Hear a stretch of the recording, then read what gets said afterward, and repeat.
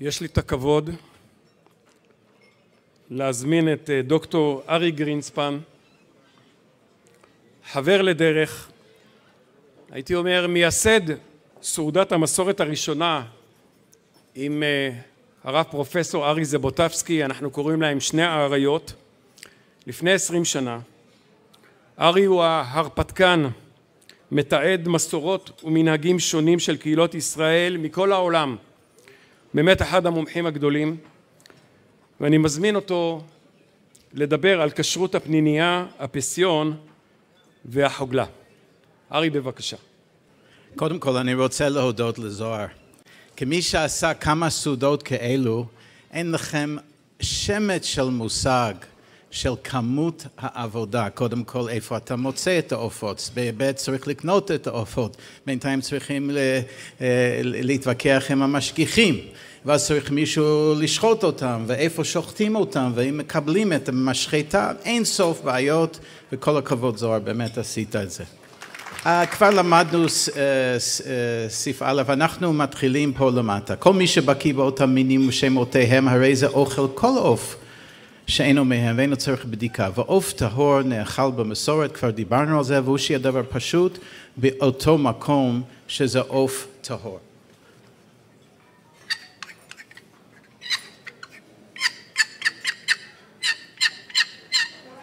מישהו יודע מה זה? כמובן שלא, כי אתם תלמידי חכמים ואתם לא ציידים, אבל ונאמן צייד לומר, עוף זה הטיל לי רבי הצייד, והוא שיוחזק אותו צייד שהוא בקיא במינים הטמאים. עכשיו, מה זאת אומרת? אנחנו רגילים לבוא לכל שאלה הלכתי לרב, אבל זה לא מה שהשולחן ערוך אומר, ויותר מזה, השח ממשיך, עוף זה הטיל לי רבי הצייד, אבל אינו נאמן לומר, עוף זה הטיל לי רבי החכם. המסורה מסורה לידיים של עם ישראל, וזה שרשרת של אנשים שמכירים את העופות. כל קהילה הייתה לה המסורות שלו, זה מספר זבחי כהן, לבורנו 1832, אנחנו ראינו את זה, שימו לב, יש לנו פה את הטווס באמצע. בפרנזה הייתה להם מסורת, ומספר 4, פגיאני, זה אנחנו מדברים על הפסיון. הפסיון מוזכר בתלמוד, והוא נמצא בכל מיני שו"תים במשך הדורות. ואנחנו הגענו לשאלה עם הרב משה פיינשטיין פה, והרב משה פיינשטיין ניסה למצוא מישהו למסורת. מי הוא מצא או חיפש? האח של שלמה קרליבך, שהיה שוחט בניו ג'רזי. הוא הגיע אליו והוא אמר לו, אני מגרמניה, ולמרות שהמלמד להועיל היה האחרון להזכיר את זה הלכה, אני לא מכיר את זה. ועקב כך, בחלק התחתון הוא ממשיך הרב משה, שצריך לזה דקדוק גדול, שאין לסמוך על סתם אנשים, ולא נחשב זה מסורת ואין לשוחטם. ארי זבוטבסקי ואני היינו בגוש, היינו בני 18 אמריקאים עוד, שלא דיברנו עברית. אני עדיין בקושי מדבר עברית. ומישהו ביקש מאיתנו לשחוט פסיון. מה זה פסיון בכלל? אני לא ידעתי שנשים לובשות נוצות, זה פסיון. ואנחנו מדברים בבית המדרש, וחברנו הרב דוקטור חנן אלסרי שלא נמצא פה הערב, עבר ושמע את המילה פסיון, ואמר לנו, הרב קפח דיבר על זה השבוע, ואמר שיש לו מסורת. עכשיו אני אמריקאי, מי זה רב קפח? אז אנחנו הגענו לרב קפח ביחד עם פרופסור יהודה פיליקס, היינו בגיל 18 ושחטנו את הפסיון בפני רב קפח, ואז הרב קפח שחט אחד גם, והוא נתן לנו את המכתב הזה. הנני מאשר בזה שיהיו לפניי, הוא נתן לי סמיכה, הרב אריה יוסף והרב אריה צבי זבוטבסקי, שניהם מארצות הברית, והביאו לפני עוף הפסיון, והוא נקרא בערבית תדרג' ובתימן נקרא דרג', הוא ממש נותן את השמות ואת הסימנים. ידוע לי שהוא עוף טהור ויש בו כל סימני טהרה, ויש לנו מסורת שהוא עוף טהור, וראינו רבנים גדולים ששחטו את העוף הנ"ל.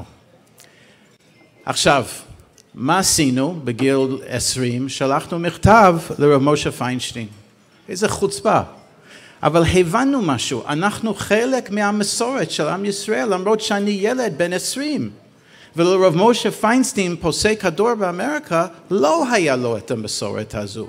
ואני הייתי מסוגל לתת לו את המסורת. אז אנחנו קיבלנו מכתב חזרה ממזכיר שלו, לא הבנת, רב משה דורש גם עדות אוראלי בפה וגם עדות ויזואלי. שלחנו לו חזרה, אבל שלחנו לך את המכתב של רב קפח ושלחנו לך את התמונה. ועד אז כבר רב משה היה חולה ונפטר. כמה שנים אחר כך, הרב משה דוד טנדלר, שצריך את תפילתנו שלא במצב טוב, ממש בשעות האלו, זה שבאמצע, הגיע לארץ, ושהוא ראה את המכתב שקיבלנו ממזכיר של הרב משה, הוא כעס נורא על הבן שלו, שאז היה מזכיר. הוא אמר, לו הוא היה מעביר לרב משה, היה לנו את היכולת לחדש את המסורת הזו. באותו יום אמרתי לו, רב טנדלר, פעם הבאה שאתה בא לארץ, בקיץ הבא אנחנו נעשה סעודה ונאכל את הפסיון.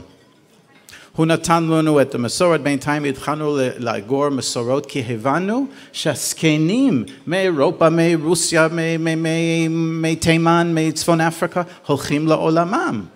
והמסורות האלו פשוט ייעלמו. ארי ואני התחלנו להסתובב ולאסוף את המסורות האלו. אשתי קוראת לזה השנים המשוגעות. זוהר, אתה מבין את זה? כן. בסדר. עופות בבית, עופות באמבטיה, עופות על האוטו, רצים לרב הזה ולרב הזה, בתקווה שאנחנו נקבל. חוגלה, היה לנו קושי מאוד למצוא מישהו עדיין חי עם המסורת על החוגלה. באנו לבית של רב ישורון מכורדיסטן. נכנסנו לבית עם המפוחלץ הזה.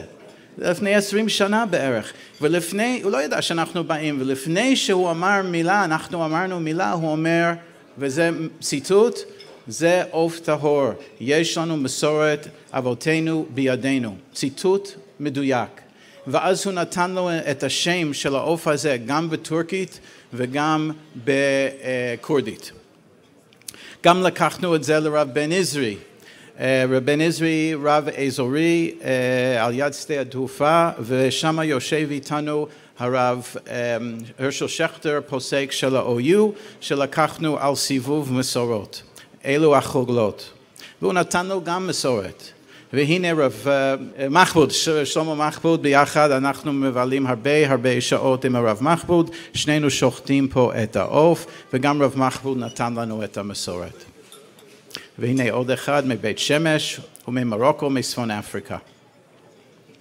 עכשיו, דיברנו על מסורת ודיברנו על מה זה שאנחנו צריכים לעשות, לא לאבד את המסורת. היו מאות עופות כשרות, ועכשיו בקושי יש לנו 10 או 13 עופות. אבל במקום לתאר את זה, חשבתי לנכון להראות לכם איך אוספים מסורות. זה עוף הפנינייה, נקרא גיניהם באנגלית, הוא מוזכר בספר הכשרות בלונדון כבר 100 שנה, רבנות ראשית של לונדון מזכיר אותו כעוף טהור. התמונה הזו לקחתי לפני שבוע בדיוק בטנזניה. עכשיו, תהנו ותראו מה זה לאסוף מסורות.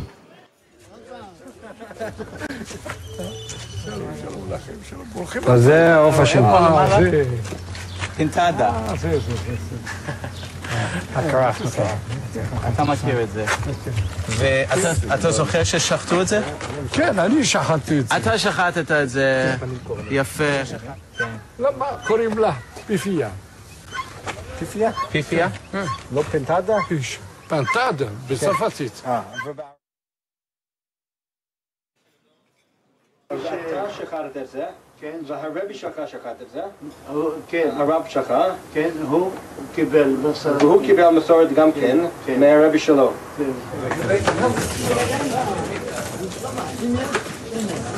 כן, זה שחטתי. אני שמעתי את המסורת הזו מהרבי נדב. הוא היה שוחט ותיק. הוא ייסד אגודת השוחטים בתל אביב. על העוף הזה. זהו, הוא שחט לפניי.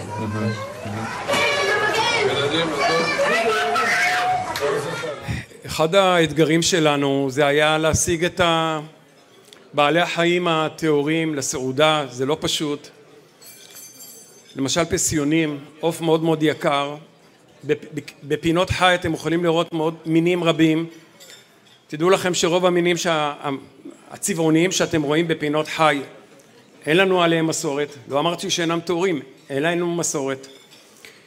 והגיע לנו איזה מגדל שרצה למכור לנו פסיונים, ודבר ראשון שאני מבקש, לפני שאני מתחיל בכלל במשא ומתן, אני מבקש לקבל תמונה. והוא שולח לי את התמונה של הפסיון שאתם רואים מצד ימין, המכונה פסיון ירוק. עכשיו השאלה, אם יש לנו מסורת עליו. אני הכרתי את המסורת על הפסיון המצוי. ובכן, התחלנו לברר את העניינים. הוא מת בספר של הרב לוינגר, ממש בדרכו אלינו, בקרוב תשמעו אותו. הוא מביא עדויות על אכילת הפסיון הירוק בסלובקיה ובפריז. אבל אני עדיין הייתי קצת מסופק. ולכן הפניתי תשובה לרב שמואל דיסייני, מי שמכיר, רבה של רומא, למעשה רבה של איטליה, ושאלתי אותו, וגם הוא הסתפק, כי הרי הפסיון הירוק הוא הגיע מיפן, גם הסלב הגיע, תת-מין השני הגיע מיפן, ושוב נשאלת השאלה, האם הוא נחשב מבחינה הלכתית לפסיון, והוא אמר שיכול להיות, אבל אנחנו לא רוצים לעסוק בסברות. שאלתי אותו, מה הייתה המסורת שלכם? והתחלנו לברר את הסוגיה, וברור לנו לגמרי שמתוך זבחי כהן מדובר בפסיון המצוי, זה שאני אוחז עכשיו בידי, ואכן הרב יוסף פינו ארביב, ששחט עבור סעודת המסורת הקודמת 10 פסיונים, אמר שהוא שוחט על פי מסורת שלהם, יהודי איטליה, על פי בעל זבחי כהן, כן, שוחטים אך ורק את הפסיון המצוי, ולכן אנחנו החמרנו בעניין הזה, והבאנו אך ורק את הפסיון המצוי לסעודה. זה מאוד מאוד חשוב לברר את הדברים. אני ממליץ לכם להפוך רגע את ההזמנה, יותר נכון את התפריט שיש לכם בגב האחורי. אני חושב שבכל הרצאה פה מזכירים את בעל זבחי כהן. אולי באמת נאמר, זהו ספר שיצא לאור בליבורנו בשנת 1832, הוא עוסק בנושא של שחיטה וניכור, כתוב באיטלקית יהודית, ספר פרקטי, מעשי. ובסוף הספר יש דף נייר גדול, גיליון, עם איורים מדויקים, כן? של 30 עופות, ציפורי שיר, ציפורי מים, באמת דברים שהם כבר נדירים בימינו, ועליהם הוא כותב, על זה יש לנו קבלה. וכאשר התחלתי לברר את העניין, הגעתי לכל מיני ארכיונים וגיליתי שבערי איטליה השונים, למשל בפירנצה, לכל קהילה הייתה את הרשימה שלה. בליבורנו הרשימה הייתה מאוד מאוד רחבה. וזה לא פשוט. רוב העופות האלה הם ציפורי שיר.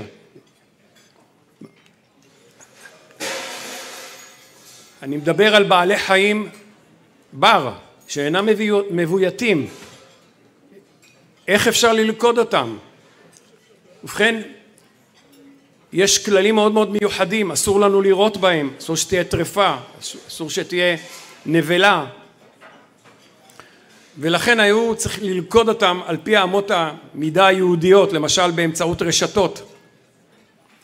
ובאיטליה, זוכרים כולם את המאמר נאמן צייד, כך מסר לי רבי. באיטליה, בראשית המאה ה-20, בארכיון מופיע ברשימת בעלי התפקידים שיש בקהילה, יש צייד. שאלו את הבן אדם, זה סנדלר, זה רופא, הוא צייד. ויש לנו עדויות על אותו צייד, איך הוא מגיע לרב, דופק בדלת, אומר לו, הבאתי לך ציפורים.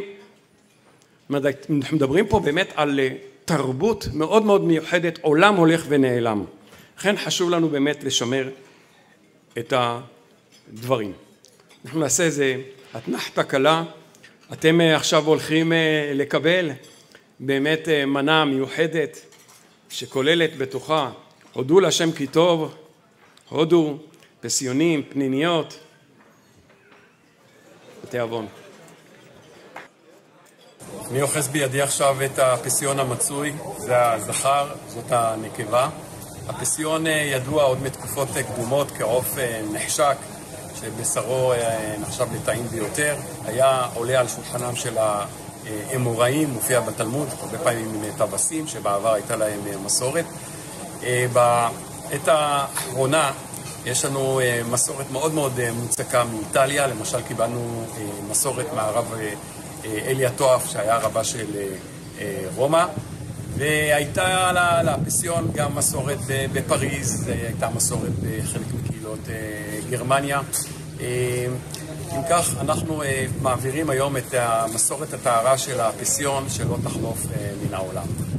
מעבר לנושא של המסורת, כמובן של הפסיון יש את כל סימני הטהרה. אז אני אסכם ויאמר, מה אנחנו רואים פה? יש לנו כאן את הוושת, יש לנו כאן התרחבות של הזפק, יש לנו את הקורקבן הנקלף, והמזון ממשיך הלאה למעיים. בנוסף, אנחנו יכולים לראות גם, כן, את האצבע היתרה, או שזה האצבע המרכזית הקדמית, או האצבע האחורית. הרי שלפנינו, חוץ מהנושא של מסורת, את כל סימני הטהרה של הפסיון המצוי.